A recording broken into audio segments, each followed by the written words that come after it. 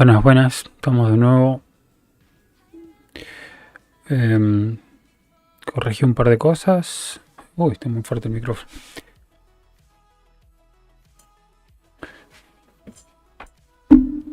Bueno, vamos a dejarlo por ahí.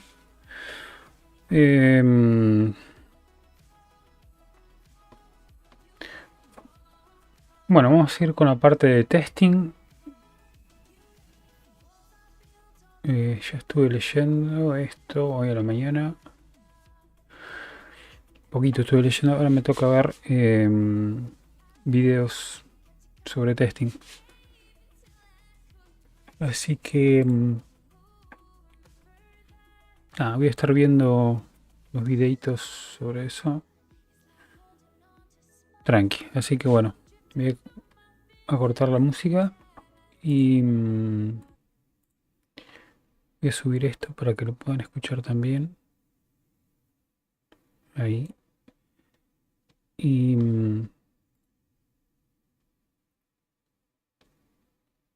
ok, vamos a ir. Tengo que ver primero los primeros tres, por lo menos los voy a ver de una. Good Monday morning. Ok, espera un cachito. Good.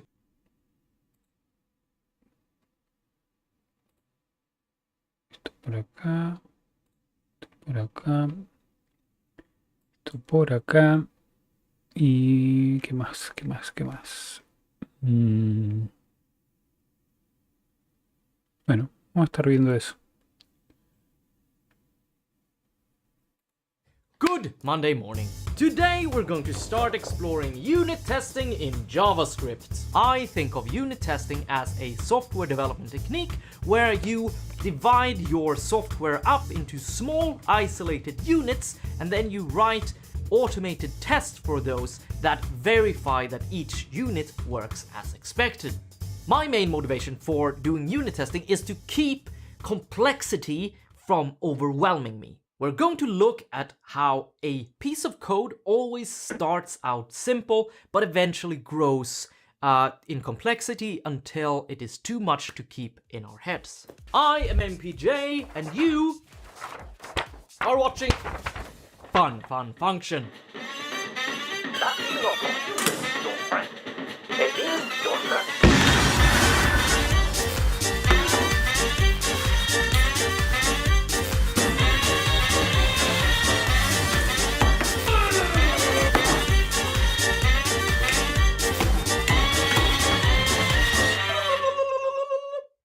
So today's video is completely focused around why we do unit testing. So we are actually not going to be writing any proper unit tests today. We're not going to be at all focused on the what unit testing is or how we do it. We're going to start with why. And I want to start in this way because unit testing can be daunting. It can be daunting to learn, it can be daunting to do when you're under pressure, like a tight deadline, you just want to get your software out, or on days when you're just feeling lazy. In those situations, it's very important to know why we are doing unit testing, where it comes from, and what we're trying to achieve with it.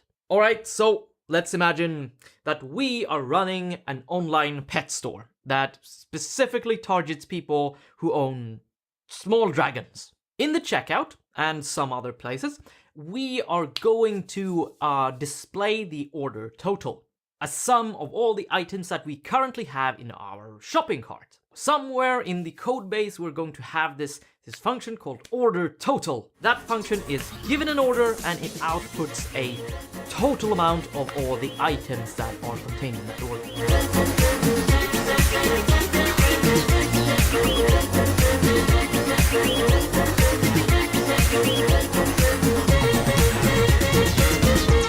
Alright, success.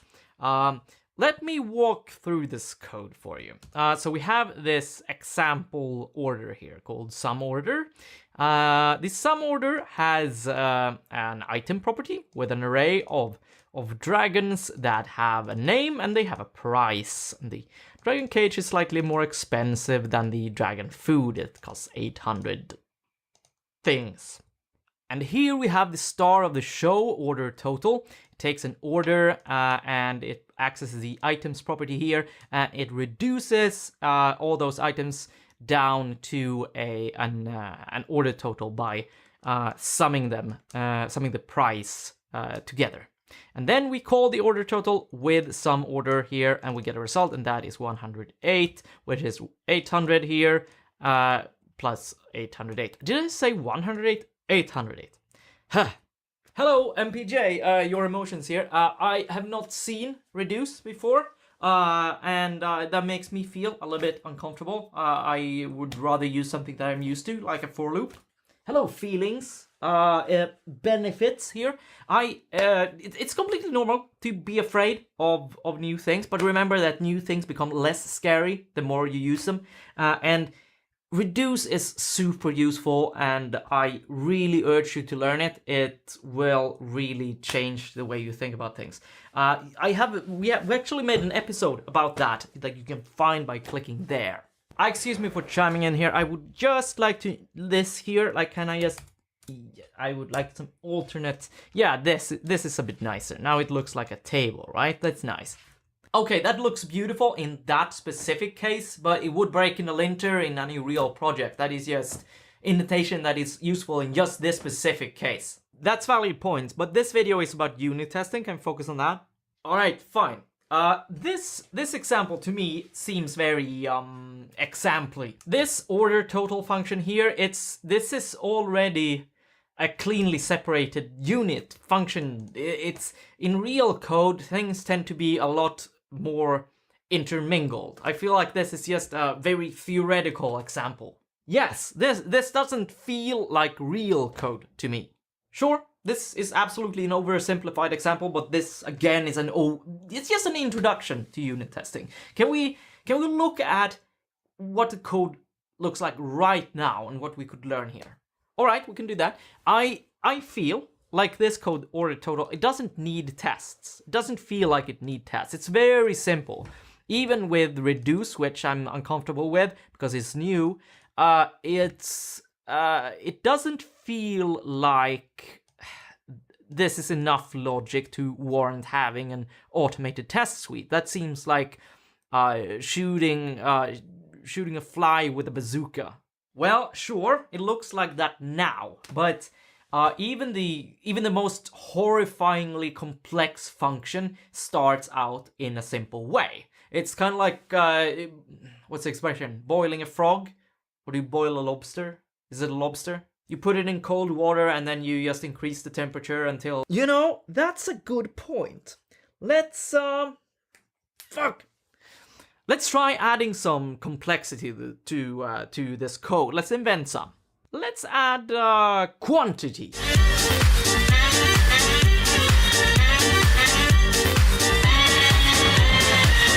Okay, so I've added a little bit of complexity. What can we talk about this? I feel like, well, I'm still not afraid of this code. It still seems very manageable. Maybe unit tests are a waste on simple functions like this. Or maybe that's a good point. Maybe they could be beneficial for us to pick our battles and not do unit testing on every single function and just save the time and not do unit testing on simple functions like order total here. People. You have to think about the old Swedish proverb. You have to think longer than your nose goes. That's not a good translation of that proverb. My point is that complexity is going to grow over time. What we see here, this is just one of 100 steps. Fine.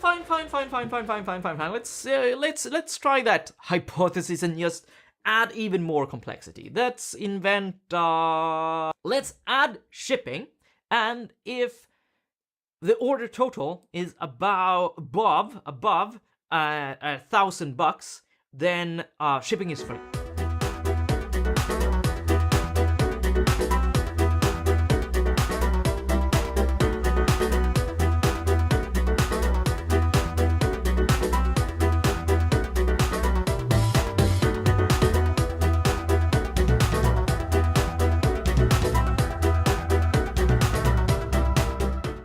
so what did we do here?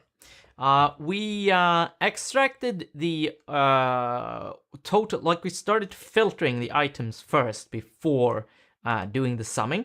So we sum only items that that aren't shipping items, and then we find the shipping items in the array, and then we calculate the shipping if to be 0 if total items value is above 1,000, or the shipping to be the price of the shipping item otherwise.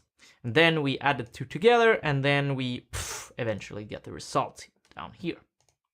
Now this is what I'm talking about. Things are getting more complicated now. Now that we added a conditional statement here, our code has multiple execution paths. Before, when we just had the price and we just had the quantity, our code just had one execution path. But now we have two. One where the order is large and we waive shipping, and one where the order is small and we charge shipping. Okay, so I think I'm starting to get your point. This code definitely got a little bit scarier now that we added shipping. Yeah, and I think I know why. It's because previously, before we added shipping, we could express the entire logic, or like what order total did, with just this, with just the sum order example. We had one example that expressed the entirety of what the function could do. But now the example call, like sum order, can only tell half of the story, which is in this case that it's a big order. But if I change this to be quantity 1, we are now on the small order case. So this time it adds shipping, but the example can only express one of the forks in the road, so to speak. Yeah, I mean, I still feel pretty confident about this code. It's that's because I kind of executed this in my head while we wrote it. So it's only one other fork, one other branch in the logic. So it feels kind of manageable to keep in my head. But exactly. And let's say that we started adding more steps to the complexity over time. Like say that we added taxes or immaterial goods that require no shipping charges. Yes, then you can probably see how this would eventually get to a point where it's just too much for your brain to handle. All right, that makes sense. But if our goal is to think about less things at the same time, then couldn't we start breaking this thing apart into smaller functions? Breaking bigger functions into smaller isolated functions that are responsible for just very isolated things, that's generally a very useful tool, but I don't think it makes sense in this case. Order total seems like a pretty good unit to me. It seems like an isolated problem. In order to break things up into small functions, you actually have to be able to also break up the conceptual problem. Like if you just start extracting things out into lots of tiny functions, you're not really breaking the problem up so that you can think about it separately. You're really just spreading the problem out over multiple places so that you have to diverge your thinking even more. I think that you actually have to accept that even when a software module is small and isolated and minimal, it is probably still too big for you to keep it all in your noggin. Okay, yeah, but it feels like... Doesn't that mean that I'm dumb? It feels like a rock star, super smart programmer would be able to keep this easily in their head. I understand where that feeling is coming from, but that kind of thinking just doesn't scale. If we have a software industry where the average developer can't build software of reasonable quality, then we are doomed as a world to have shitty software. And even if you are a software company that can afford and is capable of hiring the very best of the best, even their brains is going to get overwhelmed by complexity at some point. It's like with juggling. I can juggle 3 onions, okay? And maybe you are better at juggling. Maybe you can juggle 5, and the world record is 11 balls, but nobody is even close to handling 15 balls. All right, so what did we learn here? Let's summarize. Code always feels very simple from the start, but it doesn't stay simple. It grows and grows and grows into multiple use cases. Too many to keep in our heads. All right, I want to see what unit tests look like and if they can help with this.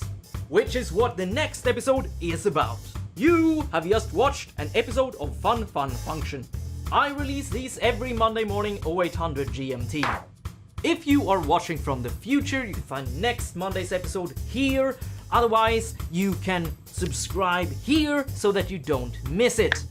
If you are forgetful, you can also turn on notifications in the YouTube app. I am MPJ. Until next Monday morning, stay curious. Good Monday morning. Today we are continuing our journey on unit testing in JavaScript. In the last episode that you can find in the episode description, we explored the why behind unit testing. And the why is to keep the complexity of our code from overwhelming us. Today though, we are going to focus a little bit more on what unit testing is and how it helps with managing complexity. I am MPJ and you are watching Fun Function. That is not computer, your friend. It is your friend.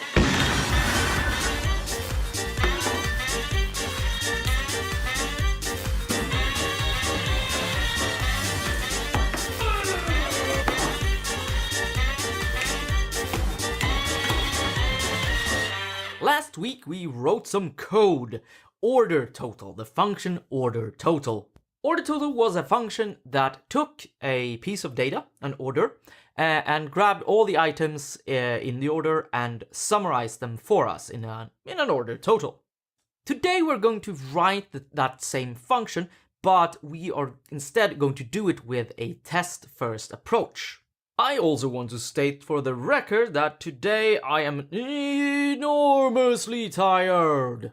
It's just one of those days where the caffeine doesn't work. Let's do some coding and see if we can get some energy today.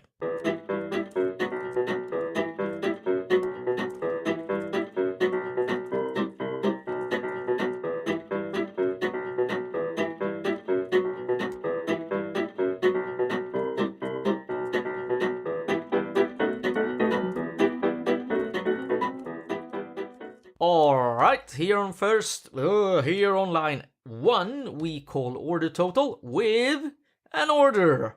And you recognize the sample data from the last episode. And here we check if the order total returned from order total isn't 808. We throw an error, check fail. By happy path here, I mean the standard case where everything goes well, there's no weird edge cases or anything. It's just the main thing that the function is supposed to do. All right, so there's no actual code here. Order total here, it does not exist yet. We wrote the test first. Can I just be the devil's advocate and ask why we are doing it this way? Why are we writing the test first instead of writing the code first and then adding a test later? Well, the biggest benefit with test first for me is that it helps ensure that I actually write the tests at all. I find that if I start adding tests after I've written the code, if I try to do that, I tend to slack on that, and the reason why I slack on that is that it's just harder to write tests afterwards than before. And the reason why it's harder is that it's hard to figure out what tests to write. Okay, can you give an example? Okay, maybe. Can you give an example of that? Okay. Let's have a look at the code from the last episode. No. How do I increase the font size? Zoom in. Zoom in. Okay, fantastic. Okay, so this is only 8 lines of code. But even just at 8 lines, we already have multiple use cases in the code. And now, since we didn't add the tests while we were writing them, I have to now, after the fact, analyze the code and, like, archaeology those out. Okay, but is that really all that hard? No, it's not. It's not rocket surgery by any means. But it is busy work that we can avoid. Adding tests after the fact, to me, is like adding an extra unnecessary archaeology step where we try to extract things from our own code. If I try to make an analogy, and it's an analogy, so it's not perfect, but it feels a little bit like if, let's say that we were a chef and we were inventing a new recipe. We were just playing around and adding things to the soup, and eventually, like, the soup turned out really well. And then it's time to write the recipe down so that non-cooks could do it. And as we didn't really keep tabs on what ingredients we put into the soup, we now have to, like, look in the soup and, like, after the fact try to figure out which ingredients we put in there, like poke around in it. And that would sort of work. We might miss an ingredient there and might take a little bit more time, but it would work. But to me, it seems like it would have been more sensible to make notes of what we added to the soup as we did it. That, to me, seems more effective and reliable. All right, fair enough. Let's go back to the original code. Okay, we are doing test first today, which means that we only write code when there exists a test that requires that code to exist. I think I'm lisping a bit today. So in this case here, we see that order total does not exist. That's a very obvious problem. One part about unit testing is that you constantly try to put yourself in these situations where the next step becomes obvious.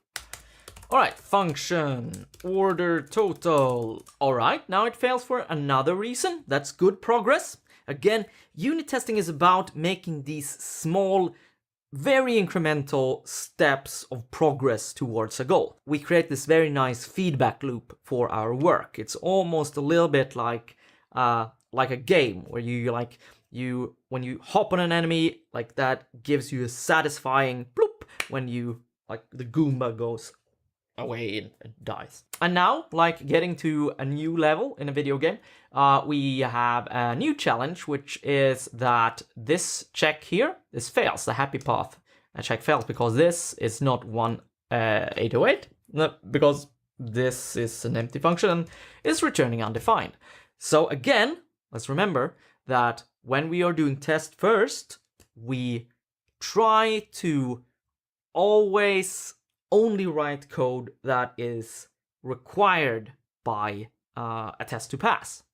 So first impulse here might be to start writing a reduce, like order items reduce, but that's not actually what the test requires. If we are being really strict about the rule of only writing code that tests require, we could do return 808 and the test succeeds. What the fuck shit? What is it? This feels so unintuitive to me. Yes! This is, if you do test first by the book and really take it to its logical conclusion, this is what you end up with. Like, this is a very common situation. Weird! You are weird! Alright, so you really need to explain this to me. Okay, we have the test passing now, but the code is obviously wrong. How do we proceed from here? All right, so there are 3 different approaches that you can take when you are writing test first. You can use obvious implementation, fake it till you make it, or triangulation. And these techniques, they go from orthodox to more chill. Let's talk about triangulation first, because that is the most conservative way of doing test-driven development. Okay, triangulation, what does that mean exactly? Is triangulation that thing you do with points on a map and you figure out where something is based on 3 points? Yeah, exactly, that's where the name comes from. And it's kind of similar in unit testing, because often you find yourself in this situation where one test is not quite enough to drive the implementation. So let's actually write another test. I'm just going to copy paste this, and I'm going to do like dragon color, and I'm gonna set that price to 20, and we're gonna do dragon shoe toy, and I'm gonna set that price to 40 perhaps, and I'm going to name this case Happy Path 2, and I'm going to name this 1. Perhaps example 1. Example 2. And this is supposed to be 60. I'm doing the math in my head. And now we have this second test here that is failing, which will cause us to actually have to write some code. So let's do that.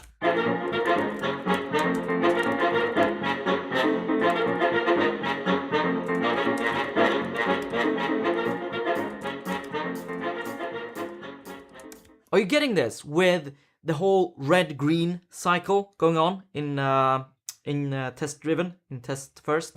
That you, oh, it's red, and you get sad, and then you write some code, and then you it gets green, and you go happy again, and then it's red, and you get sad, and yeah, they're getting it. Also, I would like to state for the record that this feels really weird. I think I get it though. I can see value with triangulation. Yeah, I think this feels safe. It feels like because it feels like it's hard to make mistakes with this. And it also has this quality of making it obvious what to do. Exactly. Get to green at all costs. Just focus on what code you need to write in order to make the test pass, and then look at the code and try to figure out what it is that we need to add, and then add a test for that, and then the loop continues again. Red, green, red, green, red, green. However, I would like to stress that triangulation is not the only way of doing test first.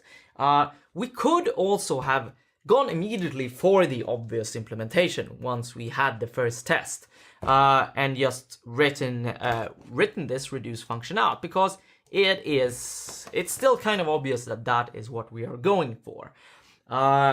We could also have taken a middle road, which is fake it till you make it.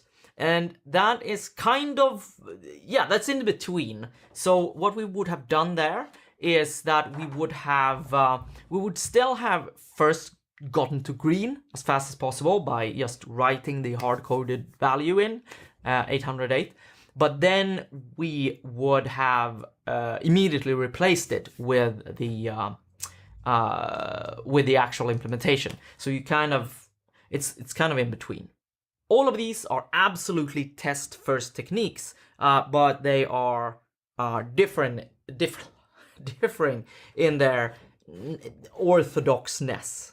If you are a beginner, it might be good to stick with triangulation for a little while, because it's the simplest one. It's the one that is most pure to test first, and it will be the technique that most gives you a feel for test first as something to integrate in your workflow. And then once you get the hang of it, you can start like dumping into these more relaxed approaches sometimes.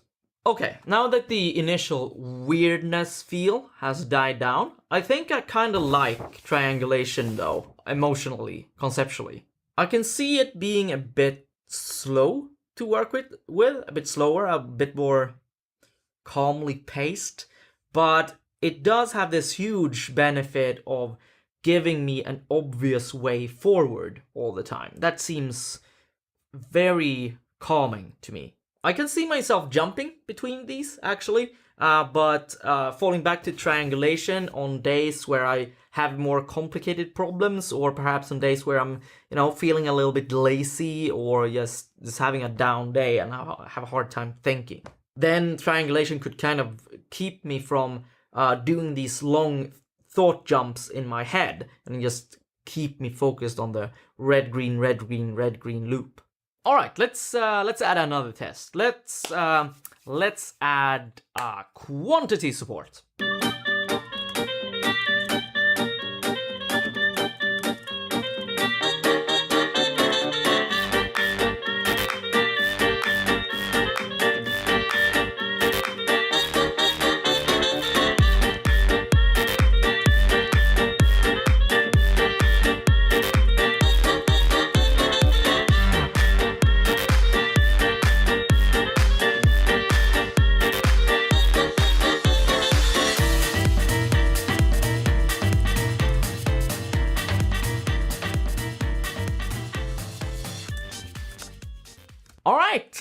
So this test that we just wrote, the quantity test, now works because we added code for that. However, these tests here, they have failed, and this have failed as well. We just don't see it because this throws the error first, but this would also fail because these things have no quantity in them, and our code now expect this. We made a breaking change. Okay. Yeah, I get what this is. We have changed the API of our code, and we have tests in place to verify that API, which means that we now have to change all our tests. I feel like this is giving us extra work fixing these tests, and this feels like work that wouldn't exist if we didn't have the unit test in place. You're kind of sort of right, but you're also kind of sort of wrong.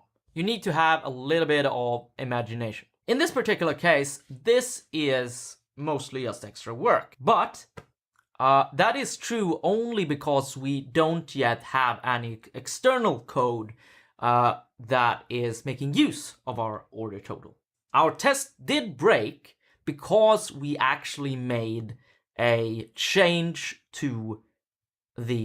breaking change to the API of order total. If order total had been in like some library that was used by thousands of users, you couldn't make a change like this without doing like a major version bump and announcing it to all the users, because they might have code that relies on that the API follows a certain contract, and that is what unit tests verify. So if order total had been in use for a while before we added the quantity support, then the unit test breakage here would actually have highlighted a very real problem.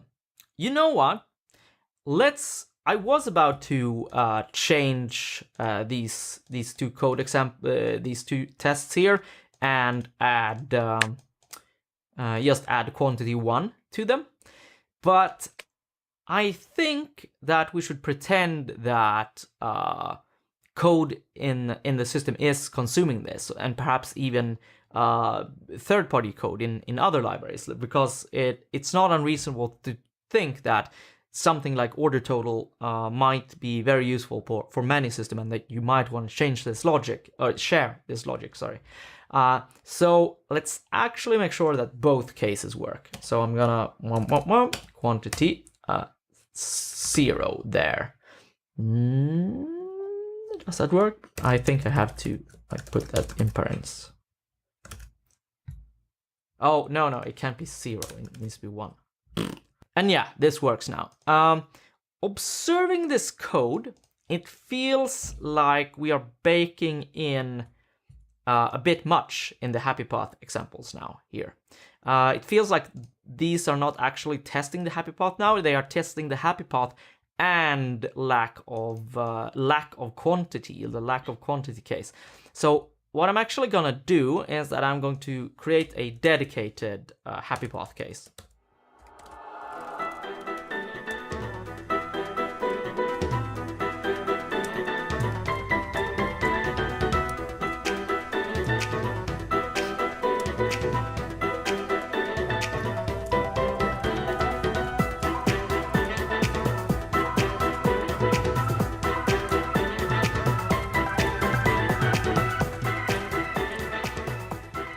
Now that we have this check for no quantity specified, we can safely extend these happy path examples to be actually focused on, well, you know, the happy path.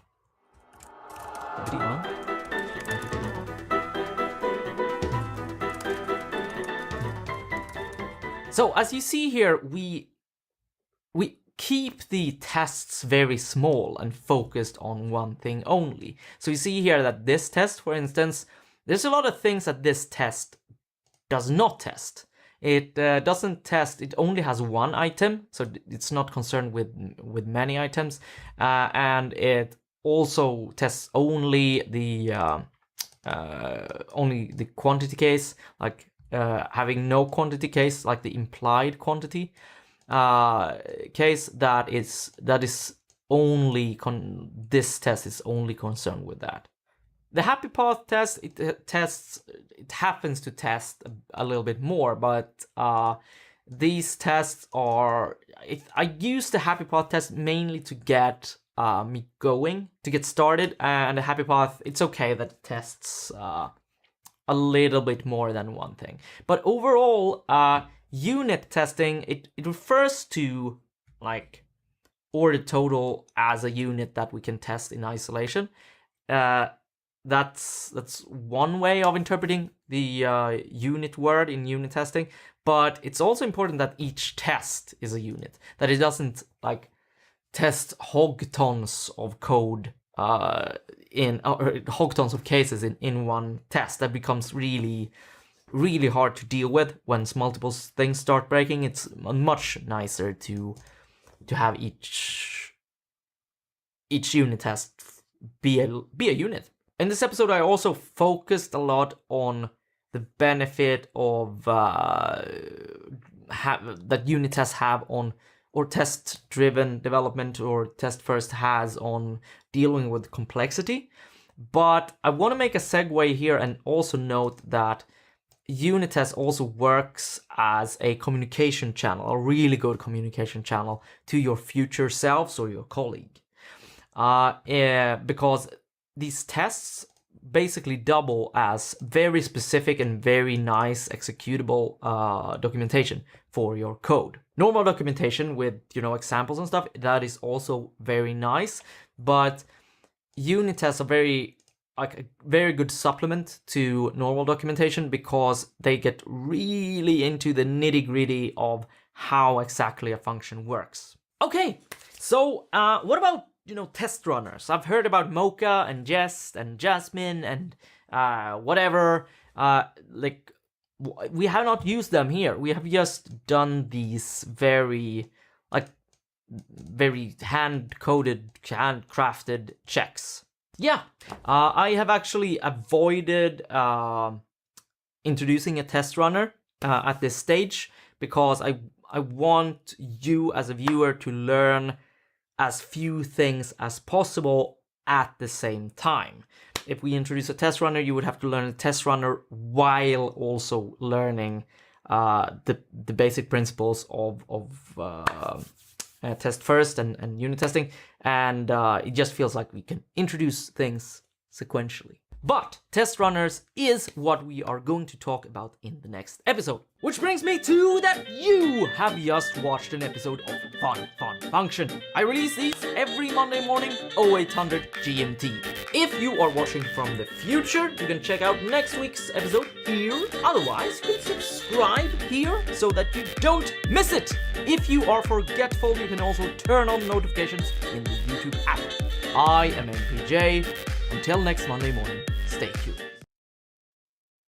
Good Monday morning! Today we are continuing our journey on learning about unit testing in JavaScript. I am MPJ and you are watching Fun Function. That is not your friend. It is your friend.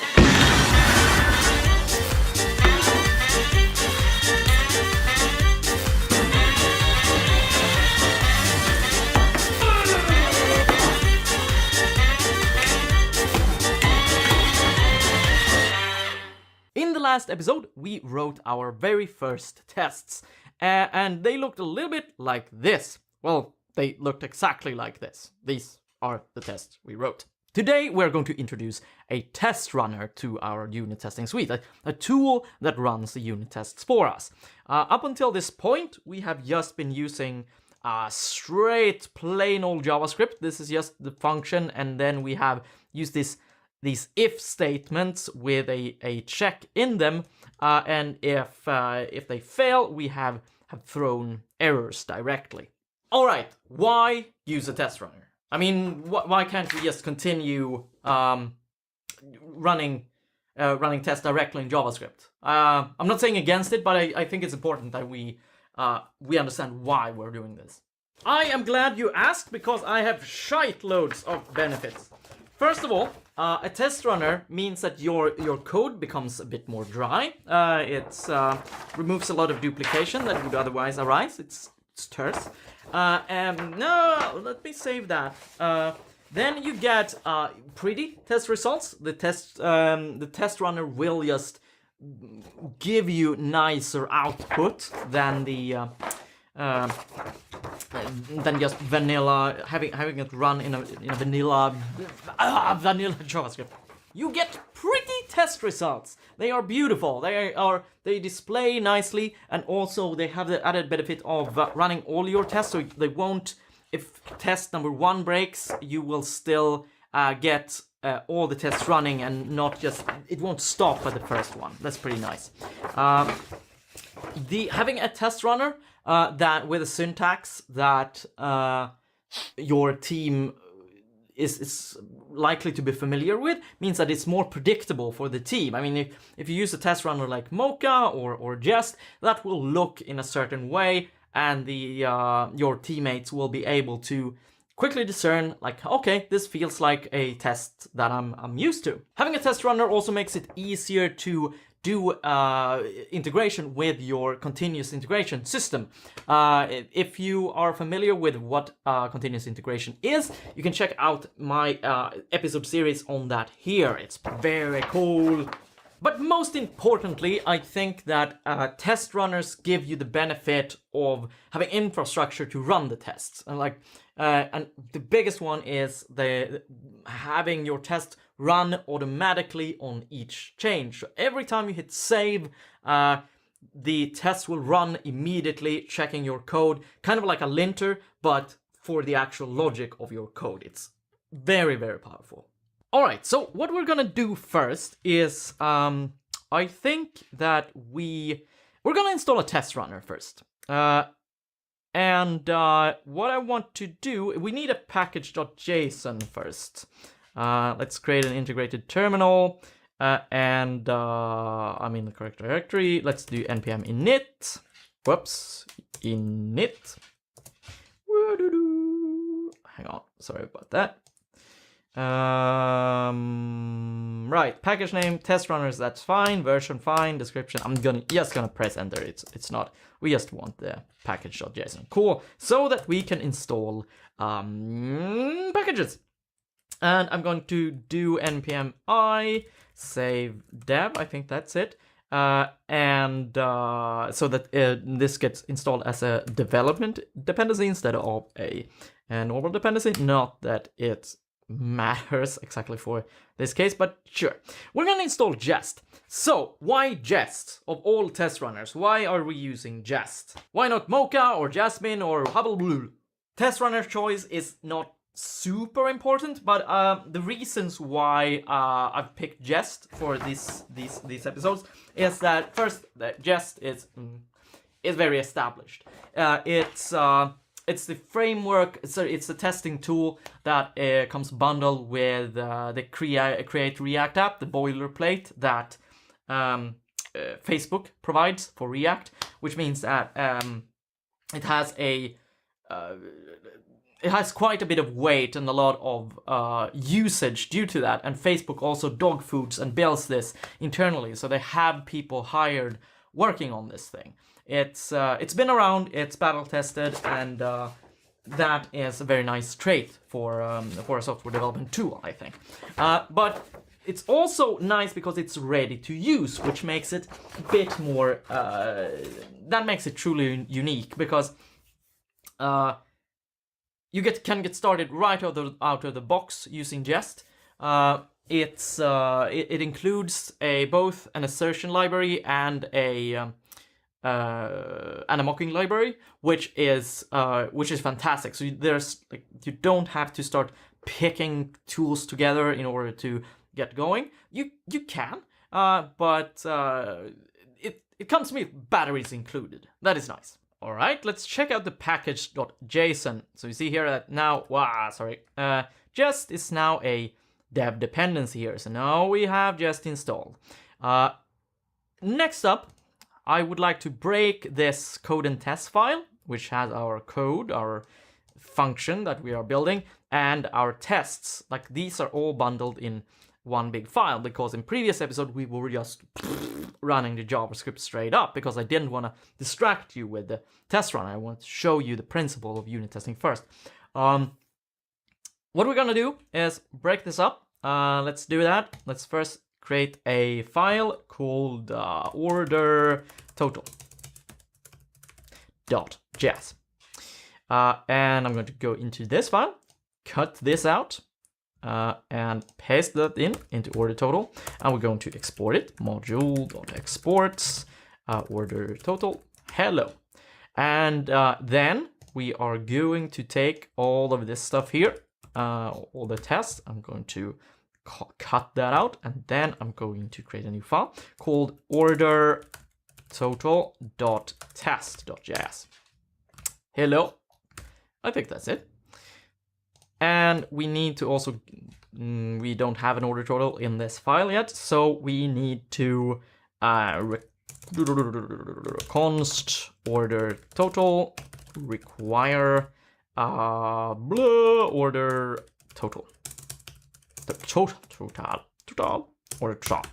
Cool. And then I will delete this file. Hello. Bye. Cool.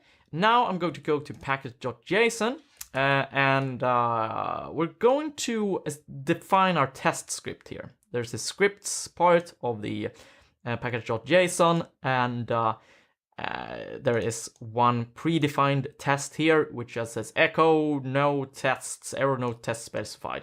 And this is what happens when we run npm test. Then we'll see here that, hey, echo no test specified, because that's what it tries to run. So we're going to do just write Jest here, I think. That's gonna be fine. Let's do npm test. Does that work? That worked. Cool. Cannot find module order total from order total test.js. That was, that's expected, I suppose. I'm not specifying the relative path. That's how you have to do it. Let's try to run that again. I'm running npm test. Shoo. And cool, your test suite must contain at least one test. Okay, cool, that's progress. These are the tests that we wrote in the last episode. And again, these are just plain JavaScript. We're going to use Jest now. And the way you do that, we're gonna write an empty style test that does nothing. It works. So I just want to do this because I want to see that our test chain works fine. Let's open up the terminal, create an integrated terminal, and then run npm test, see what happens. Okay, cool, it works, and one test has passed. Fine. So the way a test runner works, and almost all test runners works, is that if nothing explodes in the test, that means it's green. So the way a test normally works is that we have assertions such as expectations. So expect one to be 1. Running that. And it still works. But if I changes expect 1 to be 2, that's a very unreasonable expectation. Then we get something pretty like this, which says that expected value to be, using triple equals to, received 1. So let's rewrite this test here in our new format. We'll take it, and then I grab this string here, copy that in. You know what? This is a dumb way of saying, we can just call that quantity actually, let's say that. This is not the best test naming. We might figure something out better out later. But right now we're not overly concerned with test naming. We are concerned with learning how jest works. So let's see here. We're gonna do expect. And we'll grab this here, this call. I'll paste that in, and we're going to say to be 6. And I think I'm missing a parens, perhaps. What am I missing? What am I missing? I'm missing a parens there. That's it. Let's run that. Oh yeah, this one. As you see now, 1 passed, which is this one. It was green, but my broken test here was remaining, so I'll delete that, run that again, npm test.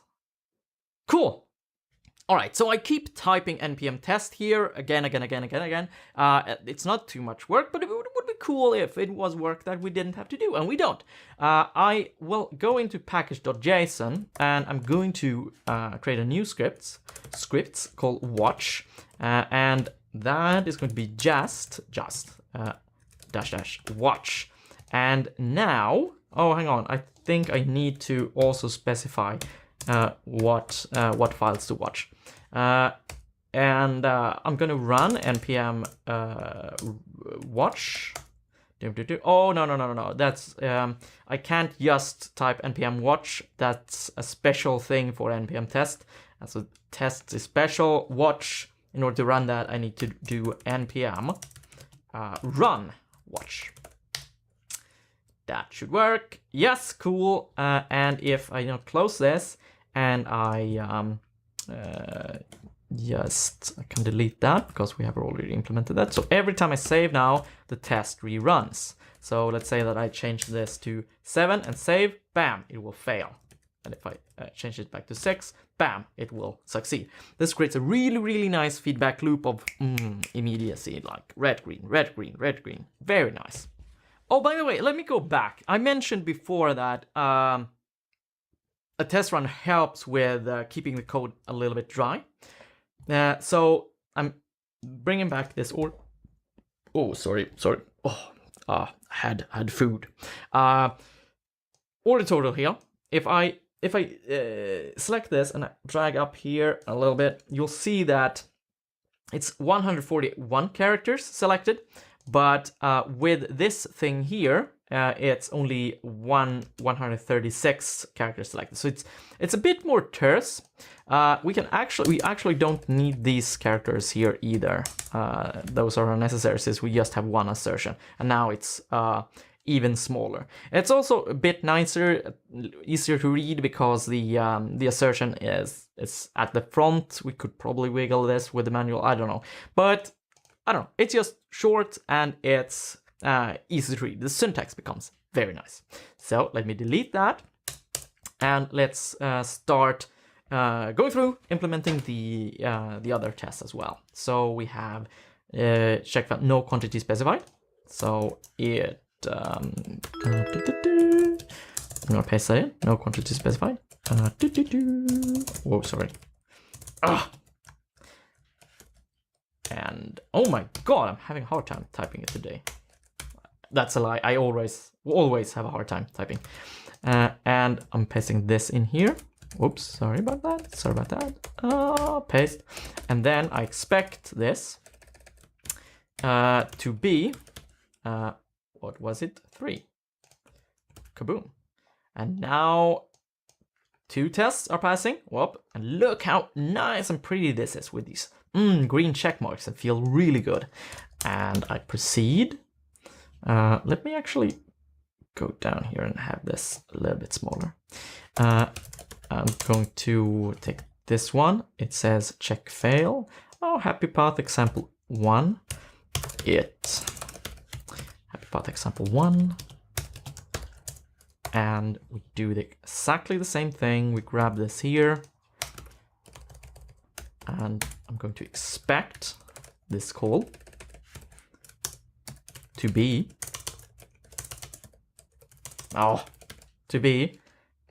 808. Copying this. Bam.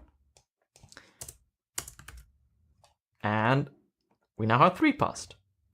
Let me expand that up a bit. See there? Ooh, pretty. And let's grab the final test as well. Grabbing the happy path example 2.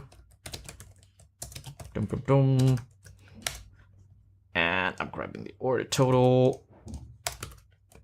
Expecting that to be 60. And the syntax, this is just crap code, deleting it. Indentation is, linter is angry about it. And we now have our tests running in the Jest test runner on every save. Save, bam. And that is Jest. You can find the code in the episode description. For the next episode, what would you like to see?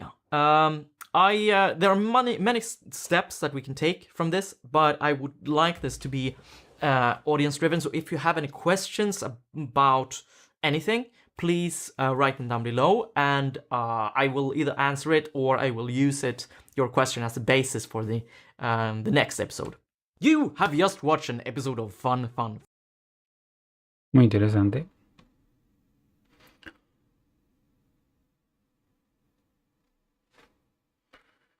Read the follow getting started tutorial on the main Jest website. Okay.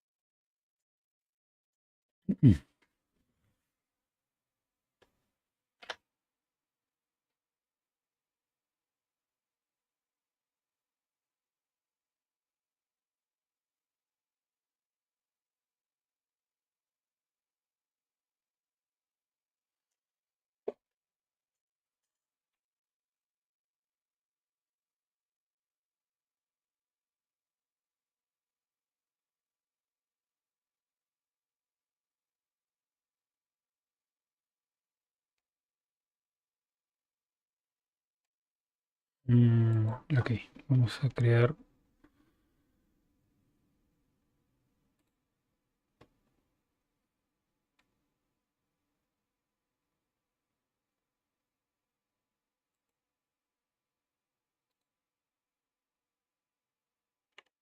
Tengo que crear un archivo primero.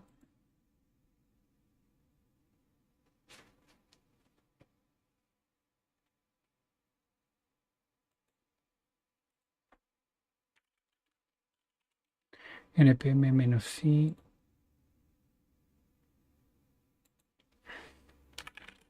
save the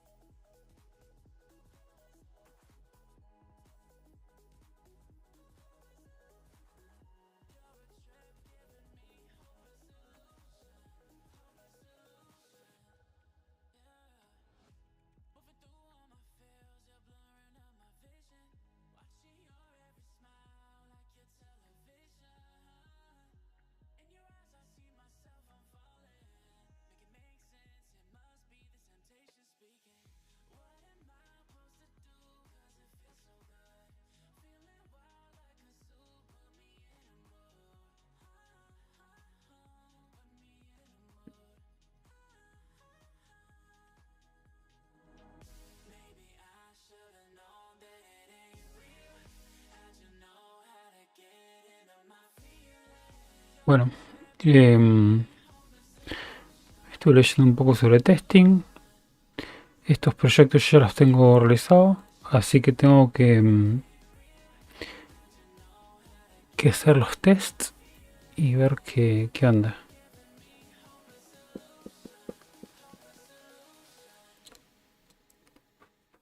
Muy interesante.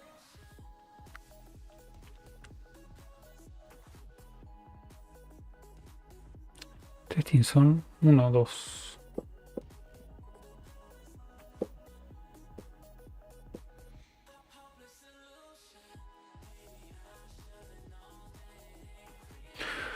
Bueno, lo dejo por acá y nos vemos en el próximo. Saludos.